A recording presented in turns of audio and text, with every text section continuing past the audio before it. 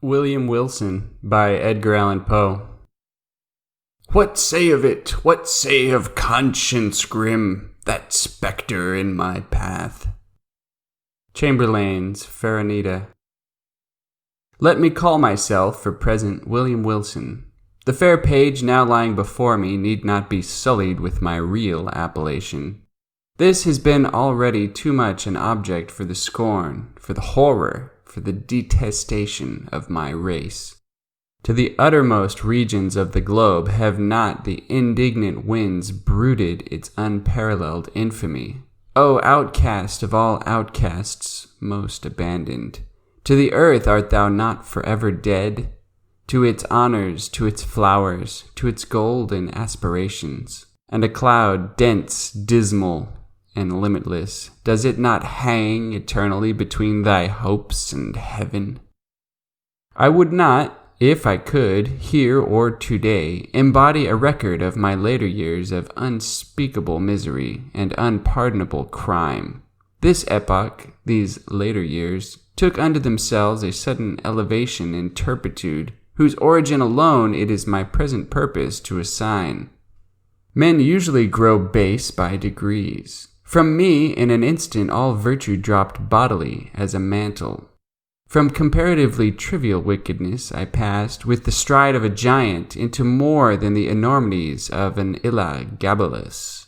What chance, what one event brought this evil thing to pass? Bear with me while I relate. Death approaches, and the shadow which foreruns him has thrown a softening influence over my spirit. I long, in passing through the dim valley, for the sympathy, I have nearly said for the pity, of my fellow men. I would fain have them believe that I have been, in some measure, the slave of circumstances beyond human control.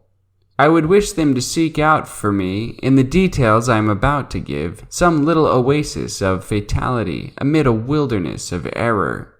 I would have them allow, what they cannot refrain from allowing, that although temptation may have erewhile existed as great, man was never thus, at least, tempted before, certainly never thus fell.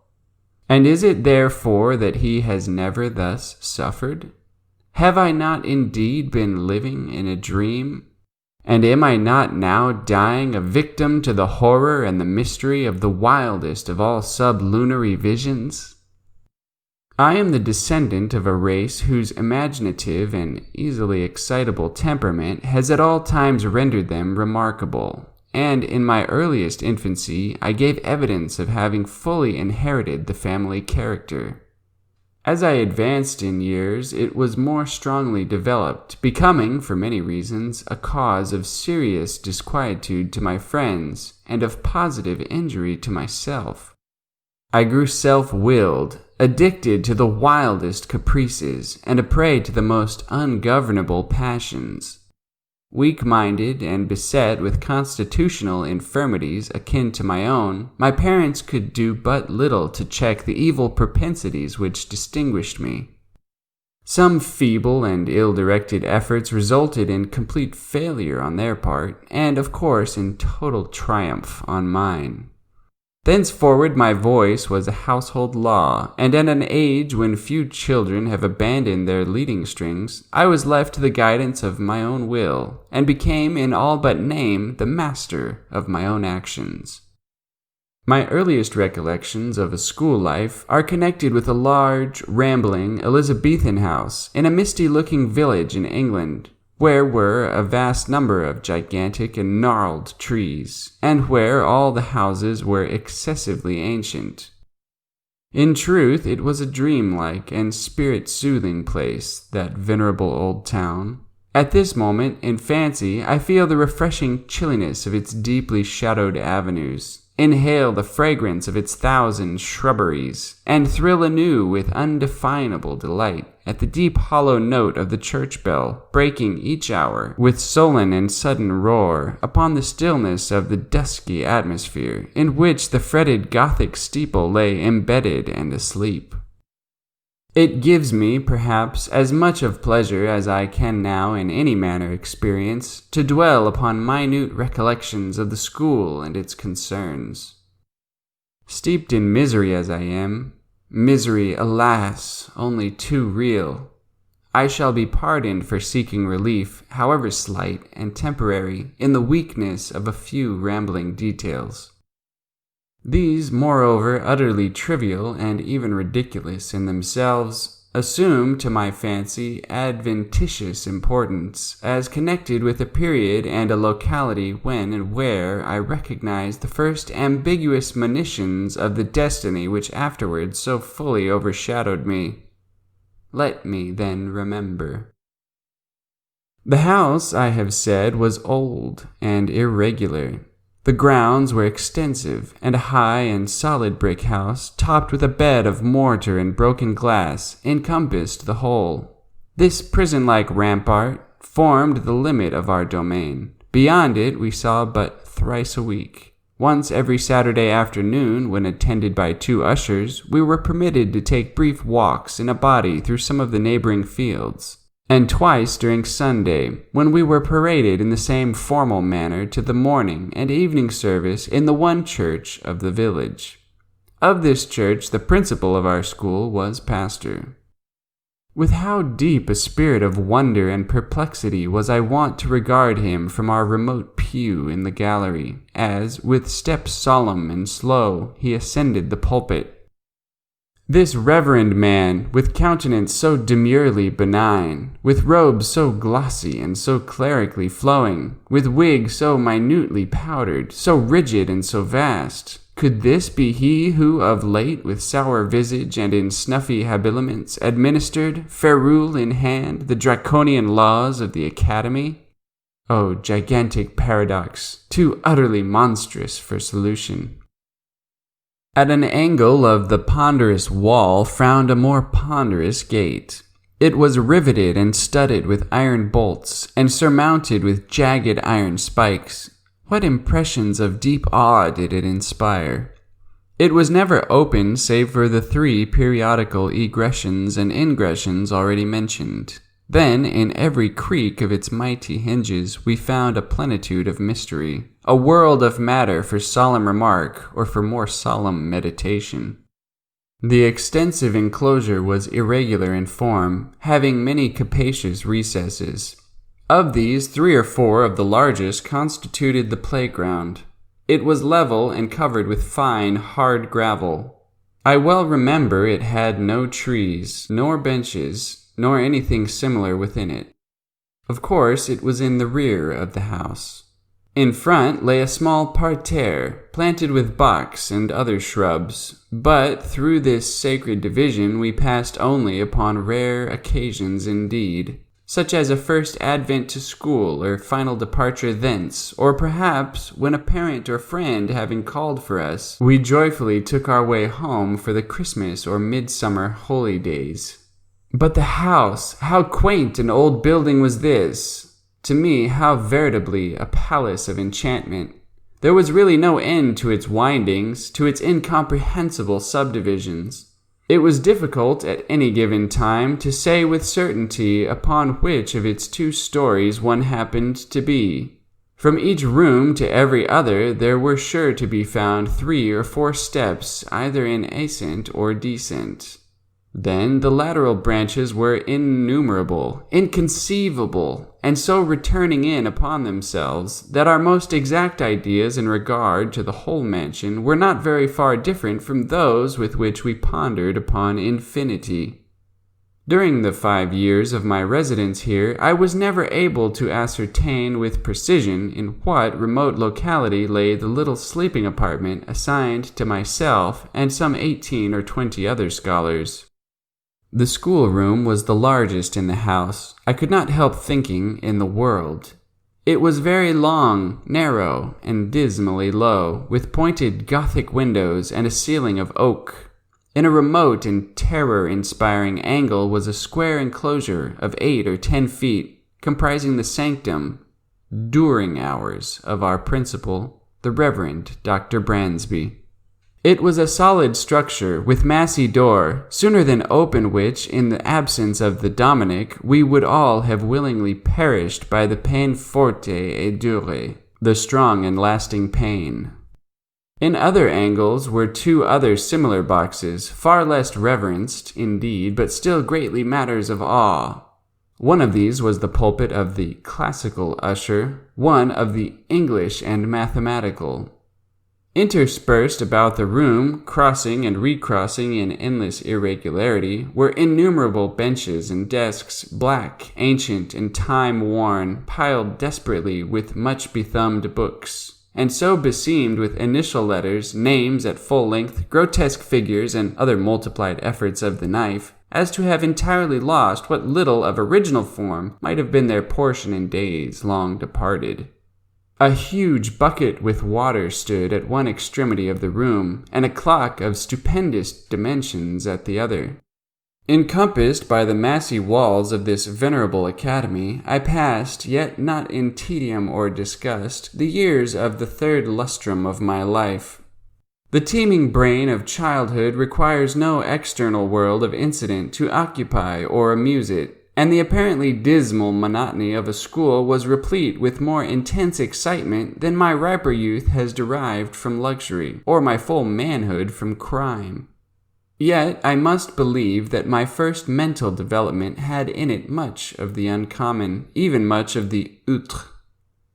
Upon mankind at large, the events of very early existence rarely leave in mature age any definite impression. All is shadow gray, a weak and irregular remembrance, an indistinct regathering of feeble pleasures and phantasmagoric pains. With me, this is not so. In childhood, I must have felt with the energy of a man what I now find stamped upon memory in lines as vivid, as deep, and as durable as the exergs of the Carthaginian medals. Yet, in the fact of the world's view, how little was there to remember? The morning's awakening, the nightly summons to bed, the connings, the recitations, the periodical half-holidays and perambulations, the playground with its broils, its pastimes, its intrigues. These, by a mental sorcery long forgotten, were made to involve a wilderness of sensation, a world of rich incident, a universe of varied emotion, of excitement, the most passionate and spirit-stirring. Oh, le bon temps, que ce siècle de fer. Oh, the good times, and this century of iron. In truth, the ardor, the enthusiasm, and the imperiousness of my disposition soon rendered me a marked character among my schoolmates, and by slow but natural gradations gave me an ascendancy over all not greatly older than myself, over all with a single exception. This exception was found in the person of a scholar who, although no relation, bore the same Christian and surname as myself, a circumstance in fact little remarkable, for notwithstanding a noble descent, mine was one of those everyday appellations which seem, by prescriptive right, to have been, time out of mind, the common property of the mob. In this narrative I have therefore designated myself as William Wilson, a fictitious title not very dissimilar to the real. My namesake alone of those who in school phraseology constituted our set presumed to compete with me in the studies of the class, in the sports and broils of the playground, to refuse implicit belief in my assertions and submission to my will, indeed to interfere with my arbitrary dictation in any respect whatsoever. If there is on earth a supreme and unqualified despotism, it is the despotism of a mastermind in boyhood over the less energetic spirits of its companions. Wilson's rebellion was to me a source of the greatest embarrassment, the more so as, in spite of the bravado with which in public I made a point of treating him and his pretensions, I secretly felt that I feared him, and could not help thinking the equality which he maintained so easily with myself a proof of his true superiority, since not to be overcome cost me a perpetual struggle. Yet this superiority, even this equality, was in truth acknowledged by no one but myself. Our associates, by some unaccountable blindness, seemed not even to suspect it. Indeed, his competition, his resistance, and especially his impertinent and dogged interference with my purposes were not more pointed than private. He appeared to be destitute alike of the ambition which urged and of the passionate energy of mind which enabled me to excel. In his rivalry he might have been supposed actuated solely by a whimsical desire to thwart, astonish, or mortify myself, although there were times when I could not help observing, with a feeling made up of wonder, abasement, and pique, that he mingled with his injuries, his insults, or his contradictions, a certain most inappropriate and assuredly most unwelcome affectionateness of manner. I could only conceive this singular behavior to arise from a consummate self-conceit, assuming the vulgar airs of patronage and protection. Perhaps it was this latter trait in Wilson's conduct, conjoined with our identity of name and the mere accident of our having entered the school upon the same day, which set afloat the notion that we were brothers among the senior classes in the academy. These do not usually inquire with much strictness into the affairs of their juniors. I have before said, or should have said, that Wilson was not, in the most remote degree, connected with my family. But assuredly, if we had been brothers, we must have been twins, for after leaving Dr. Bransby's, I casually learned that my namesake was born on the 19th of January, 1813. And this is a somewhat remarkable coincidence, for the day is precisely that of my own nativity. It may seem strange that in spite of the continual anxiety occasioned me by the rivalry of Wilson and his intolerable spirit of contradiction, I could not bring myself to hate him altogether. We had, to be sure, nearly every day a quarrel in which, yielding me publicly the palm of victory, he, in some manner, contrived to make me feel that it was he who had deserved it, yet a sense of pride on my part, and a veritable dignity on his own, kept us always upon what are called speaking terms, while there were many points of strong congeniality in our tempers, operating to awake me in a sentiment which our position alone, perhaps, prevented from ripening into friendship. It is difficult, indeed, to define, or even to describe, my real feelings towards him. They formed a motley and heterogeneous admixture. Some petulant animosity, which was not yet hatred, some esteem, more respect, much fear, with a world of uneasy curiosity. To the moralist, it will be unnecessary to say, in addition, that Wilson and myself were the most inseparable of companions. It was, no doubt, the anomalous state of affairs existing between us which turned all my attacks upon him, and they were many, either open or covert, into the channel of banter or practical joke, giving pain while assuming the aspect of mere fun, rather than into a more serious and determined hostility. But my endeavors on this head were by no means uniformly successful, even when my plans were the most wittily concocted, for my namesake had much about him in character of that unassuming and quiet austerity which, while enjoying the poignancy of its own jokes, has no heel of Achilles in itself, and absolutely refuses to be laughed at. I could find but one vulnerable point, and that, lying in a personal peculiarity arising perhaps from constitutional disease, would have been spared by any antagonist less at his wit's end than myself. My rival had a weakness in the faucal or guttural organs, which precluded him from raising his voice at any time above a very low whisper. Of this defect I did not fail to take what poor advantage lay in my power. Wilson's retaliations in kind were many, and there was one form of his practical wit that disturbed me beyond measure. How his sagacity first discovered at all that so petty a thing would vex me is a question I never could solve, but, having discovered, he habitually practiced the annoyance. I had always felt aversion to my uncourtly patronymic and its very common, if not plebeian, praenomen. The words were venom in my ears, and when, upon the day of my arrival, a second William Wilson came also to the academy, I felt angry with him for bearing the name, and doubly disgusted with the name because a stranger bore it, who would be the cause of its twofold repetition, who would be constantly in my presence, and whose concerns in the ordinary routine of the school business must inevitably, on account of the detestable coincidence, be often confounded with my own. The feeling of vexation thus engendered grew stronger with every circumstance tending to show resemblance, moral or physical, between my rival and myself. I had not then discovered the remarkable fact that we were of the same age, but I saw that we were of the same height, and I perceived that we were even singularly alike in general contour of person and outline of feature. I was galled, too, by the rumor touching a relationship which had grown current in the upper forms. In a word, nothing could more seriously disturb me, although I scrupulously concealed such disturbance, that any allusion to a similarity of mind, person, or condition existed between us.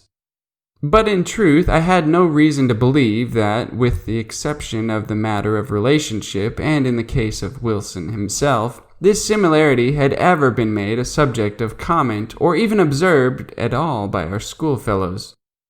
That he observed it in all its bearings and as fixedly as I was apparent, but that he could discover in such circumstances so fruitful a field of annoyance can only be attributed, as I said before, to his more than ordinary penetration. His cue, which was to perfect an imitation of myself, lay both in words and in actions, and most admirably did he play his part. My dress it was an easy matter to copy. My gait and general manner were, without difficulty, appropriated. In spite of his constitutional defect, even my voice did not escape him. My louder tones were, of course, unattempted, but then the key, it was identical, and his singular whisper, it grew the very echo of my own. How greatly this most exquisite portraiture harassed me, for it could not justly be termed a caricature, I will not now venture to describe. I had but one consolation, in the fact that the imitation, apparently, was noticed by myself alone, and that I had to endure only the knowing and strangely sarcastic smiles of my namesake himself. Satisfied with having produced in my bosom the intended effect, he seemed to chuckle in secret over the sting he had inflicted, and was characteristically disregardful of the public applause which the success of his witty endeavors might have so easily elicited. That the school, indeed, did not feel his design, perceive its accomplishment, and participate in his sneer was, for many anxious months, a riddle I could not resolve. Perhaps the gradation of his copy rendered it so readily perceptible, or more possibly I owed my security to the master air of the copyist, who, disdaining the letter, which in a painting is all the obtuse can see, gave but the full spirit of his original for my individual contemplation and chagrin. I have already more than once spoken of the disgusting air of patronage which he assumed toward me, and of his frequent officious interference with my will. This interference often took the ungracious character of advice not openly given but hinted or insinuated. I received it with a repugnance which gained strength as I grew in years. Yet, at this distant day, let me do him the simple justice to acknowledge that I can recall no occasion when the suggestions of my rival were on the side of those errors or follies so usual to his immature age and seeming inexperience, that his moral sense, at least, if not his general talents and worldly wisdom, was far keener than my own. And that I might, today, have been a better and thus a happier man, had I less frequently rejected the counsels embodied in those meaning whispers which I then but too cordially hated and too bitterly despised. As it was, I at length grew restive in the extreme under his distasteful supervision, and daily resented more and more openly what I considered his intolerable arrogance. I have said that, in the first years of our connection as schoolmates, my feelings in regard to him might have been easily ripened into friendship. But in the latter months of my residence at the academy, although the intrusion of his ordinary manner had, beyond doubt, in some measure abated, my sentiments, in nearly similar proportion, partook very much of positive hatred. Upon one occasion he saw this, I think, and afterwards avoided, or made a show of avoiding me. It was about the same period, if I remember aright, that in an altercation of violence with him, in which he was more than usually thrown off his guard, and spoke and acted with an openness of demeanor rather foreign to his nature, I discovered, or fancied I discovered, in his accent, his air, and general appearance, a something which first settled and then deeply interested me. By bringing to mind dim visions of my earliest infancy, wild, confused, and thronging memories of a time when memory herself was yet unborn. I cannot better describe the sensation which oppressed me than by saying that I could with difficulty shake off the belief of my having been acquainted with the being who stood before me at some epoch very long ago, some point of the past even infinitely remote. The delusion, however, faded rapidly as it came, and I mention it at all but to define the day of the last conversation I there held with my singular namesake. The huge old house, with its countless subdivisions, had several large chambers communicating with each other, where slept the greater number of the students. There were, however, as must necessarily happen in a building so awkwardly planned, many little nooks or recesses, the odds and ends of the structure, and these the economic ingenuity of Dr. Bransby had also fitted up as dormitories. Although, being the merest closets, they were capable of accommodating but a single individual. One of these small apartments was occupied by Wilson. One night, about the close of my 5th year at the school, and immediately after the altercation just mentioned, finding everyone wrapped in sleep, I arose from bed and, lamp in hand, stole through a wilderness of narrow passages from my own bedroom to that of my rival. I had long been plotting one of those ill-natured pieces of practical wit at his expense in which I had hitherto been so uniformly unsuccessful. It was my intention now to put my scheme in operation, and I resolved to make him feel the whole extent of the malice with which I was imbued. Having reached his closet, I noiselessly entered, leaving the lamp, with a shade over it, on the outside. I advanced a step, and listened to the sound of his tranquil breathing. Assured of his being asleep, I returned, took the light, and with it again approached the bed. Close curtains were around it, which, in the prosecution of my plan, I slowly and quietly withdrew, when the bright rays fell vividly upon the sleeper, and my eyes at the same moment upon his countenance. I looked, and a numbness, an iciness of feeling instantly pervaded my frame. My breast heaved, my knees tottered, my whole spirit became possessed with an objectless yet intolerable horror. Gasping for breath, I lowered the lamp in still nearer proximity to the face. Were these the lineaments of William Wilson? I saw, indeed, that they were his, but I shook as if with a fit of the ague in fancying they were not. What was there about them to confound me in this manner? I gazed, while my brain reeled with a multitude of incoherent thoughts. Not thus he appeared, assuredly not thus, in the vivacity of his waking hours. The same name, the same contour of person, the same day of arrival at the academy. And then his dogged and meaningless imitation of my gait, my voice, my habits, and my manner. Was it, in truth, within the bounds of human possibility, that what I now saw was the result merely of the habitual practice of this sarcastic imitation? Awe-stricken, and with a creeping shudder, I extinguished the lamp, passed silently from the chamber, and left at once the halls of that old academy, never to enter them again. After a lapse of some months, spent at home in mere idleness, I found myself a student at Eton. The brief interval had been sufficient to enfeeble my remembrance of the events at Dr. Bransby's, or at least to effect a material change in the nature of the feelings with which I remembered them. The truth, the tragedy of the drama was no more. I could now find room to doubt the evidence of my senses, and seldom called up the subject at all but with wonder at extent of human credulity, and a smile at the vivid force of the imagination which I hereditarily possessed. Neither was this species of skepticism likely to be diminished by the character of the life I led at Eton. The vortex of thoughtless folly into which I there so immediately and so recklessly plunged washed away all but the froth of my past hours, engulfed at once every solid or serious impression, and left to memory only the various levities of a former existence. I do not wish, however, to trace the course of my miserable profligacy here, a profligacy which set at defiance the laws while it eluded the vigilance of the institution.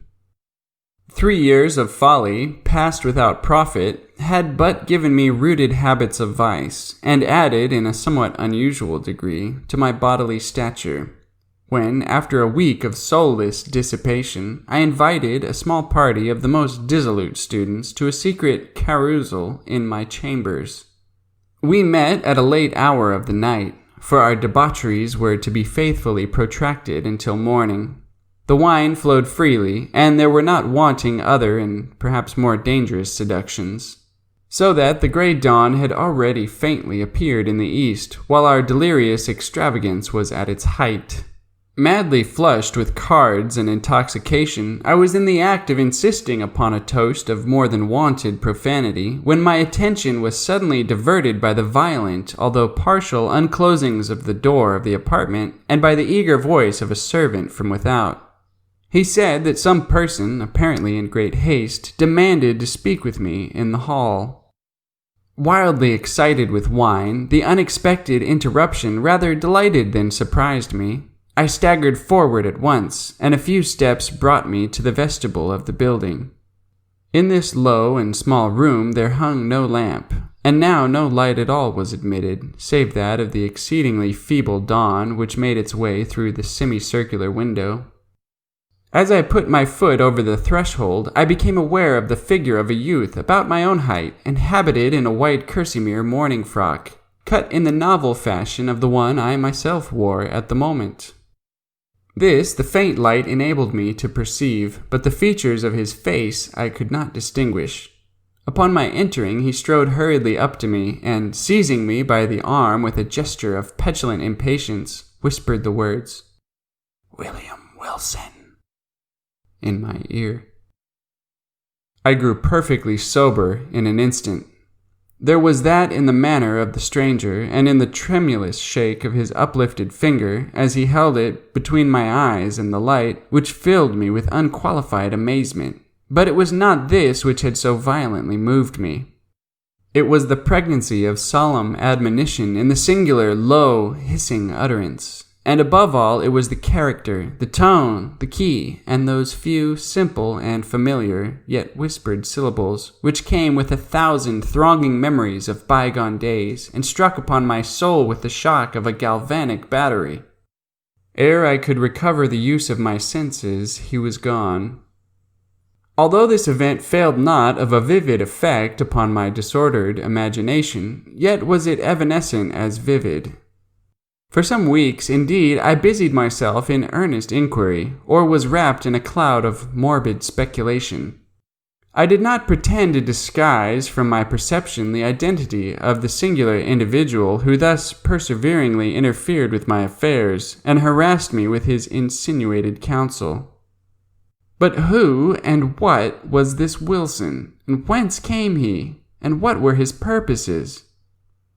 Upon neither of these points could I be satisfied, merely ascertaining, in regard to him, that a sudden accident in his family had caused his removal from Dr. Bransby's academy on the afternoon of the day in which I myself had eloped.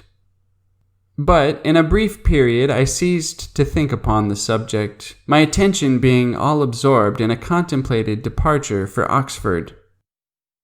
Thither I soon went, the uncalculating vanity of my parents furnishing me with an outfit and annual establishment which would enable me to indulge at will in the luxury already so dear to my heart, to vie in profuseness of expenditure with the haughtiest heirs of the wealthiest earldoms in Great Britain. Excited by such appliances to vice, my constitutional temperament broke forth with redoubled ardor, and I spurned even the common restraints of decency in the mad infatuation of my revels. But it were absurd to pause in the detail of my extravagance. Let it suffice that among spendthrifts I out-Heroded Herod, and that, giving name to a multitude of novel follies, I added no brief appendix to the long catalogue of vices then usual in the most dissolute university of Europe.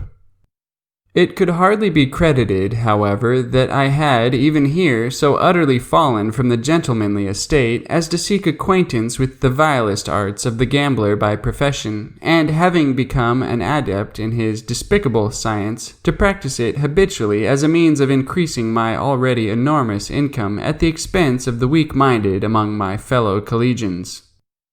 Such, nevertheless, was the fact. And the very enormity of this offense against all manly and honorable sentiment proved, beyond doubt, the main, if not the sole reason of the impunity with which it was committed.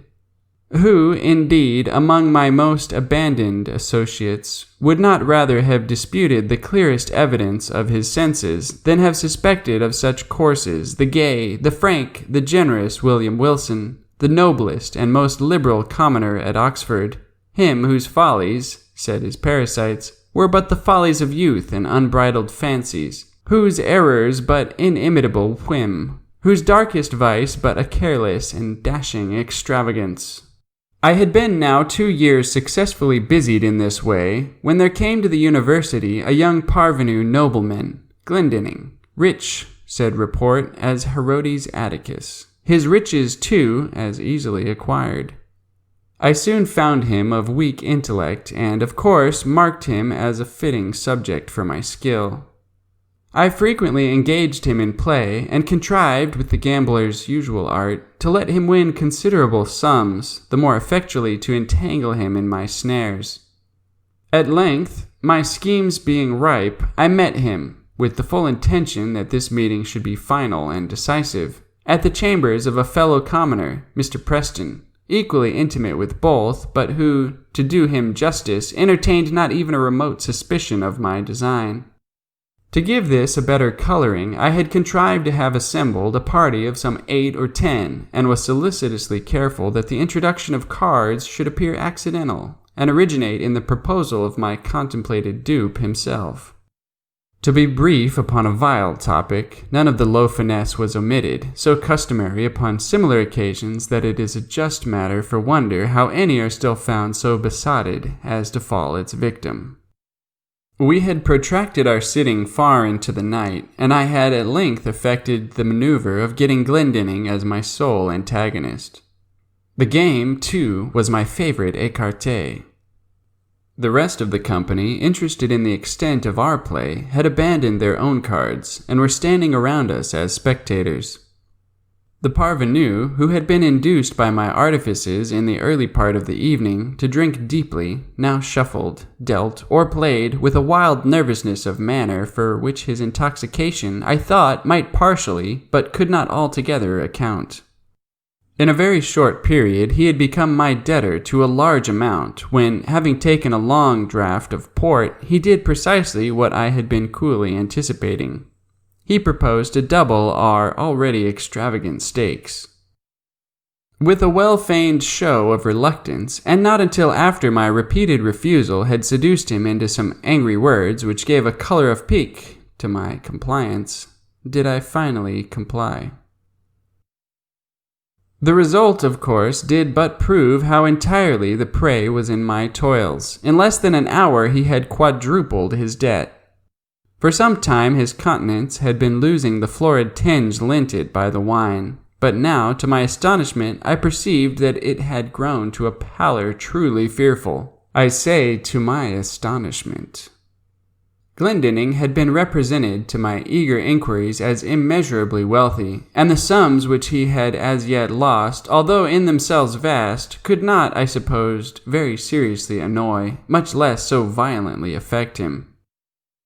That he was overcome by the wine just swallowed was the idea which most readily presented itself, and rather with a view to the preservation of my own character in the eyes of my associates than from any less interested motive, I was about to insist peremptorily upon a discontinuance of the play, when some expressions at my elbow from among the company, and an ejaculation evincing utter despair on the part of Glendinning, gave me to understand that I had effected his total ruin under circumstances which, rendering him an object for the pity of all, should have protected him from the ill offices even of a fiend. What now might have been my conduct, it is difficult to say. The pitiable condition of my dupe had thrown an air of embarrassed gloom over all, and for some moments a profound silence was maintained, during which I could not help feeling my cheeks tingle with the many burning glances of scorn or reproach cast upon me by the less abandoned of the party. I will even own that an intolerable weight of anxiety was for a brief instant lifted from my bosom by the sudden and extraordinary interruption which ensued. The wide, heavy, folding doors of the apartment were all at once thrown open to their full extent with a vigorous and rushing impetuosity that extinguished, as if by magic, every candle in the room. Their light, in dying, enabled us just to perceive that a stranger had entered, about my own height and closely muffled in a cloak. The darkness, however, was now total, and we could only feel that he was standing in our midst. Before any one of us could recover from the extreme astonishment into which this rudeness had thrown us, we heard the voice of the intruder. "Gentlemen," he said in a low, distinct, and never-to-be-forgotten whisper which thrilled to the very marrow of my bones. "Gentlemen, I make no apology for this behavior, because in thus behaving I am but fulfilling a duty. You are beyond doubt uninformed of the true character of the person who has tonight won at écarté a large sum of money from Lord Glendinning. I will therefore put you upon an expeditious and decisive plan of obtaining this very necessary information. Please to examine at your leisure the inner linings of the cuff of his left sleeve and the several little packages which may be found in the somewhat capacious pockets of his embroidered morning wrapper." While he spoke, so profound was the stillness that one might have heard a pin drop upon the floor. In ceasing, he departed at once, and as abruptly as he had entered. Shall I describe my sensations? Must I say that I felt all the horrors of the damned? Most assuredly, I had little time given for reflection. Many hands roughly seized me upon the spot, and lights were immediately reprocured. A search ensued. In the lining of my sleeve were found all the court cards essential in écarté, and in the pockets of my wrapper a number of packs, facsimiles of those used at our settings, with the single exception that mine were of the species called, technically, arrondés, the honors being slightly convex at the ends, the lower cards slightly convex at the sides.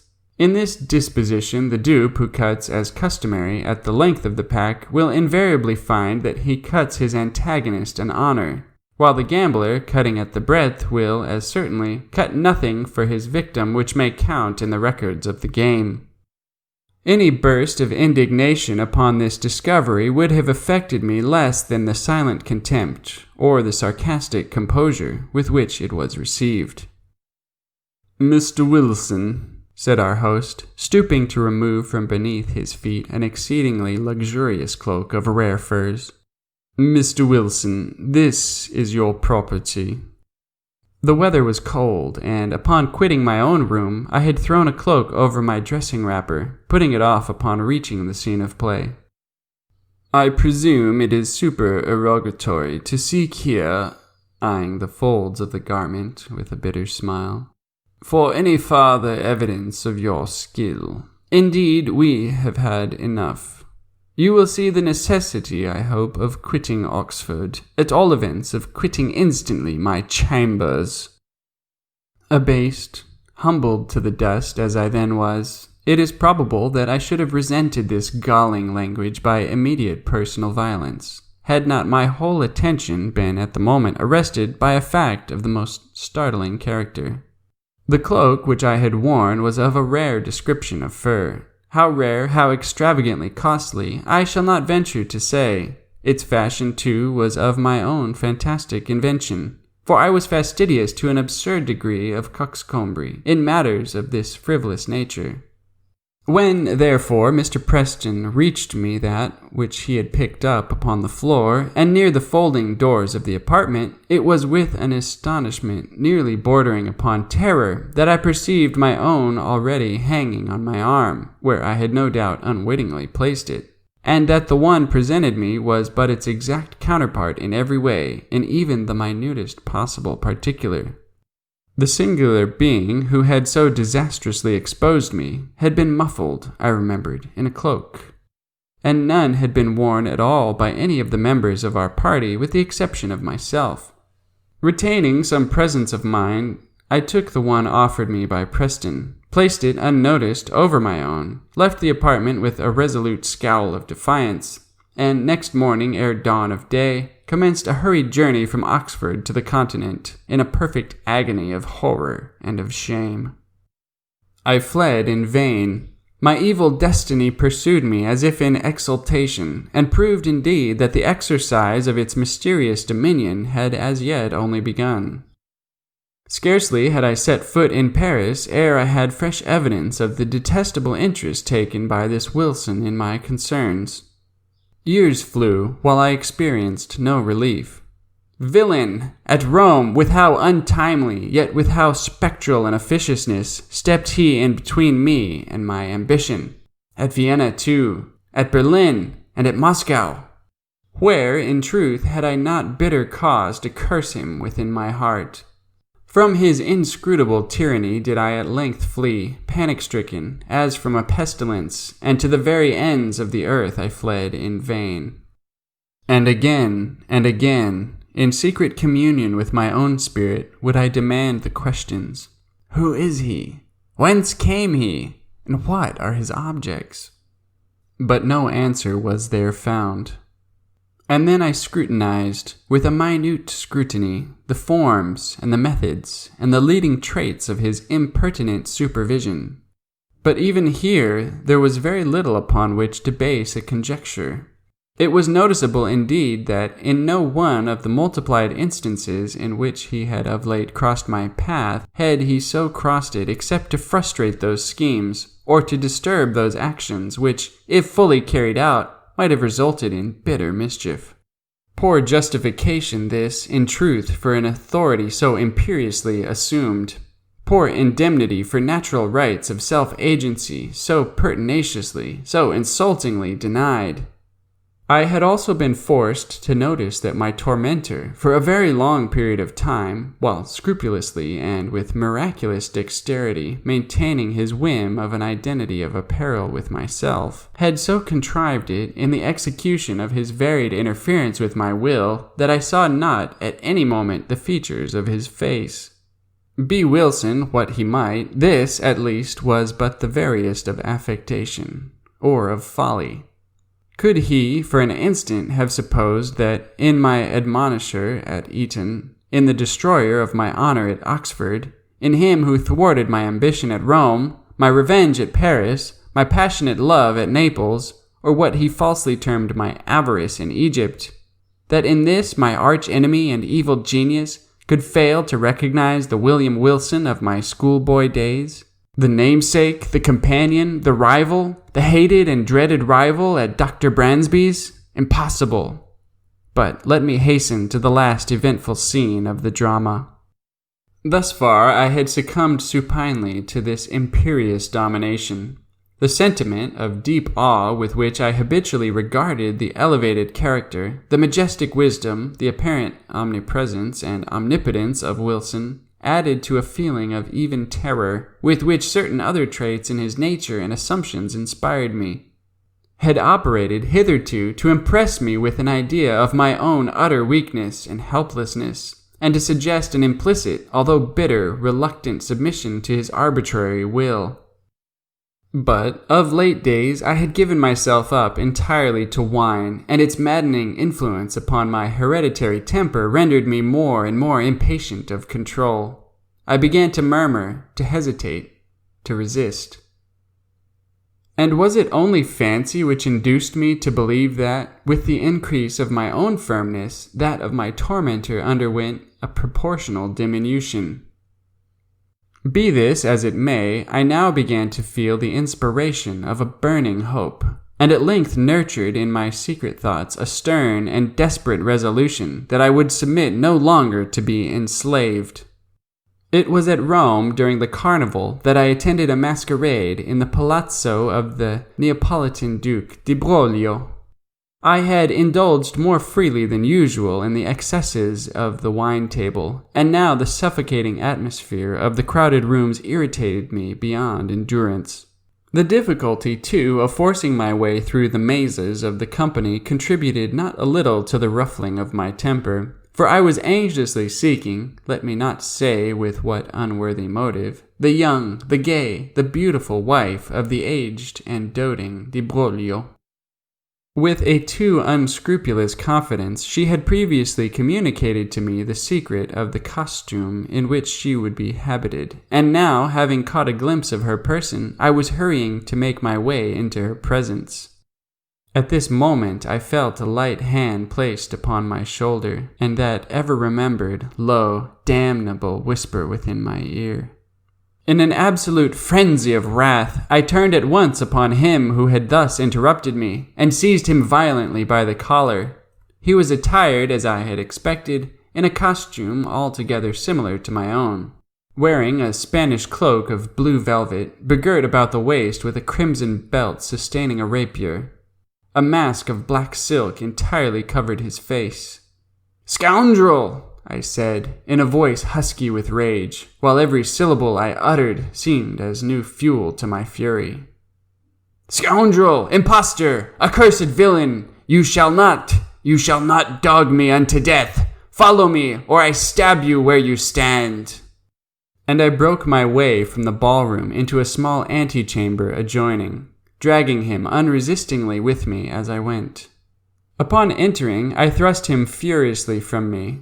He staggered against the wall, while I closed the door with an oath, and commanded him to draw.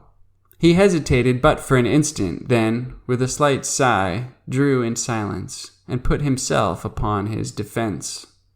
The contest was brief indeed. I was frantic with every species of wild excitement, and felt within my single arm the energy and power of a multitude. In a few seconds I forced him by sheer strength against the wainscoting, and thus, getting him at mercy, plunged my sword, with brute ferocity, repeatedly through and through his bosom. At that instant some person tried the latch of the door. I hastened to prevent an intrusion, and then immediately returned to my dying antagonist. But what human language can adequately portray that astonishment, that horror which possessed me at the spectacle then presented to view? The brief moment in which I averted my eyes had been sufficient to produce, apparently, a material change in the arrangements at the upper or farther end of the room. A large mirror, so at first it seemed to me in my confusion, now stood where none had been perceptible before, and as I stepped up to it in extremity of terror, mine own image, but with features all pale and dabbled in blood, advanced to meet me with a feeble and tottering gait. Thus it appeared, I say, but was not. It was my antagonist. It was Wilson, who then stood before me in the agonies of his dissolution. His mask and cloak lay where he had thrown them, upon the floor. Not a thread in all his raiment, not a line in all the marked and singular lineaments of his face which was not, even in the most absolute identity, mine own. It was Wilson, but he spoke no longer in a whisper, and I could have fancied that I myself was speaking while he said, "You have conquered, and I yield. Yet henceforward art thou also dead, dead to the world, to heaven, and to hope. In me didst thou exist, and in my death, see by this image which is thine own, how utterly thou hast murdered thyself."